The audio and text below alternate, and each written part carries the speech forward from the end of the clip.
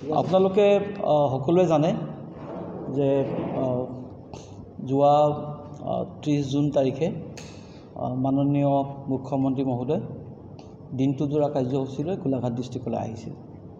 তেওঁ প্ৰথমতেই আঠখেলীয়া নামঘৰলৈ গৈছিল, তাৰপৰা ত্ৰিশূল মন্দিৰ গৈছিল আৰু তাৰপৰা আহি বেজবৰুৱা হায়াৰ ছেকেণ্ডেৰী স্কুলৰ যিটো ক্ৰীড়া প্ৰকল্প সেইটো উদ্বোধন কৰিছিলে আৰু তাৰপৰা আহি GDSৰ যিটো ইনডোৰ ষ্টেডিয়ামটো ইনগৰেট কৰিছিলে। সেইদিনাখনেই কংগ্ৰেছৰো এটা প্ৰতিবাদী কাৰ্যসূচী আছিল আৰু বেজবৰুৱা হায়াৰ ছেকেণ্ডেৰী স্কুলৰ আজি স্পৰ্টছ কমপ্লেক্স তাৰপৰা GDSৰ ইনডোৰ ষ্টেডিয়ামলৈ যিটো অহা ৰাস্তা তাৰ কাষতেই কংগ্ৰেছৰ অফিচটো আছিল।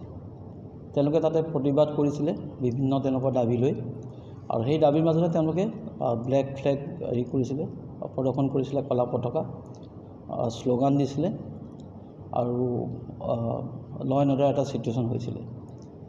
ইয়াৰ মাজতে প্ৰায় 4জনমান কংগ্ৰেছৰ সদস্য আহি ৰাস্তাটো ব্লক কৰিবৰ কাৰণে চেষ্টা কৰিছিলে। তাতে পুলিচো মোতায়েন কৰা হৈছিলে। এডিশ্যনেল SP হেডকোৱাৰ্টাৰ নিজেই আছিলে, OC আছিলে।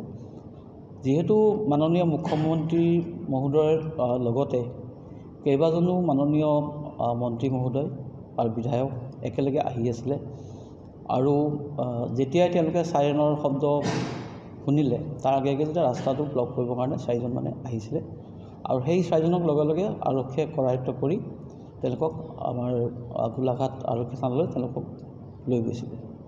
ইয়াৰ মাজতে যেতিয়া কনভয়টো পাৰ হৈ গৈছিলে, CMৰ কনভয়, হয়, মাননীয় মুখ্যমন্ত্ৰী মহোদয় যে কনভয় যেতিয়া পাৰ হৈছিলে সেই সময়তে কেইজনমান দুষ্কৃতিকাৰীয়ে কংগ্ৰেছ ভৱনৰ ভিতৰৰ পৰা এটা সেউজীয়া ৰঙৰ বটল তেওঁলোকে দলিয়াই দিছিলে আৰু সেই পানীৰ বটল নহয়, এটা সেউজীয়া বটল, ক'ল্ড ড্ৰিংকছৰ বটল, স্প্ৰাইটৰ বটল 1 লিটাৰৰ, সেইটো যেতিয়া দলিয়াইছিলে মাননীয় মুখ্যমন্ত্ৰী মহোদয় কনভয়লৈ। সেই কনভয়ত কেইবাখনো গাড়ী আছিলে আৰু সেই গাড়ীৰ মাজতে এখন গাড়ী আছিলে অতুল বৰা মহোদয়, আমাৰ মাননীয় মন্ত্ৰী, তেখেতৰ গাড়ীত এই বটলটো গৈ পৰিছিলে। ইয়াৰ ভিডিঅ' ফুটেজো আপোনালোকে প্ৰকাশ কৰিছে, আমিও এইটো পাইছোঁ আৰু কোনো বিশেষ ক্ষয়ক্ষতি হোৱা নাছিলে। কিন্তু গোটেই যিটো তেওঁলোকৰ এই প্ৰচেছ, এই যিটো ক্ৰাইম তেওঁলোকে কৰিলে, প্ৰি প্লেন এটা ক্ৰাইম। তেওঁলোকে আগতে আলোচনা কৰিছে, মাননীয় মুখ্যমন্ত্ৰী মহোদয়ৰ যিটো কনভয় তালৈ লক্ষ্য কৰি এই বটলটো তেওঁলোকে দলিয়াই দিছিলে। সৌভাগ্যক্ৰমে যদিও ক্ষতি নহ'ল, এইটো এটা খুব ডাঙৰ criminal conspiracy against the security of honourable chief minister. সকলোৱে জানে তেওঁ Z+ security category, protected by CRPF VSG আৰু অল অভাৰ ইণ্ডিয়া। তেখেতৰ সুৰক্ষাৰ প্ৰতি এটা ভাবুকি, সেইটো বটল নহয়, বেলেগ কিবাও হয়তো হ'লহেঁতেন, বেলেগ কিবা হয়তো দলিয়ালেহেঁতেন। এটা ক্ৰিমিনেল কনস্পিৰেচি কৰি তেওঁলোকে এই বটলটো দলিয়াইছিলে আৰু কনভয়ৰ এখন গাড়ীত মাননীয় মন্ত্ৰী অতুল বৰাদেৱৰ যিখন গাড়ী, সেই গাড়ীত এই বটলটো গৈ পৰিছিলে। আমি সেই বটলটো চিজ কৰিছোঁ, তাৰপিছতে আমি এটা কেছ ৰেজিষ্টাৰ কৰিছোঁ। কেছ ৰেজিষ্টাৰ কৰি আমি এতিয়ালৈকে এজনক আমি ফৰৱাৰ্ড কৰিছোঁ যোৱাকালি অনাৰেবল কোৰ্টলৈ আৰু 5জনক এতিয়া কৰায়ত্ব কৰা হৈছে।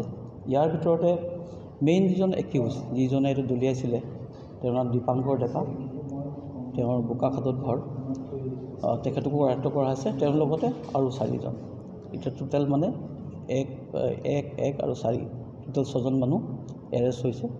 বাকী 5জনকো আমি এতিয়া কোৰ্টলৈ ফৰৱাৰ্ড কৰিম অলপ পিছতে।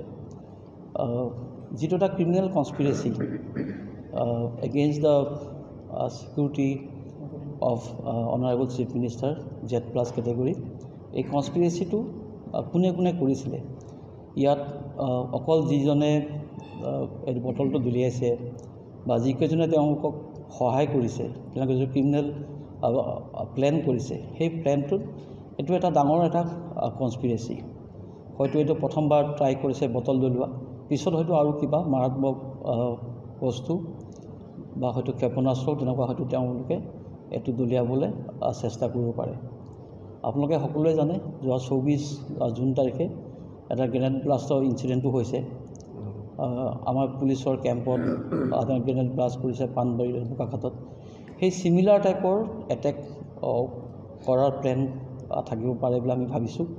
সেই ক্ৰিমিনেল কনস্পিৰেচিত কাৰ কাৰ হাত আছে, কোন সংগঠনৰ হাত আছে, কোন কোন মানুহৰ হাত আছে, কোন কোন ক্ৰিমিনেলৰ হাত আছে, সেই গোটেইখিনি আমি তদন্ত কৰি উলিয়াবৰ কাৰণে আমি আৰু এটা কেছ ল'ম, আৰু এটা কেছ ৰেজিষ্টাৰ কৰিম। আৰু এই ক্ৰিমিনেল কনস্পিৰেচিত যিমানবিলাক মানুহ, যিমানবিলাক সংগঠন জড়িত হৈ আছে তেওঁলোকৰ বিৰুদ্ধে আমি ষ্ট্ৰিক্ট আইনী ব্যৱস্থা আমি ল'ম। যিকোনো খবৰৰ বাবে যোগাযোগ কৰক 7099017330 লগতে 7099017110 নম্বৰত।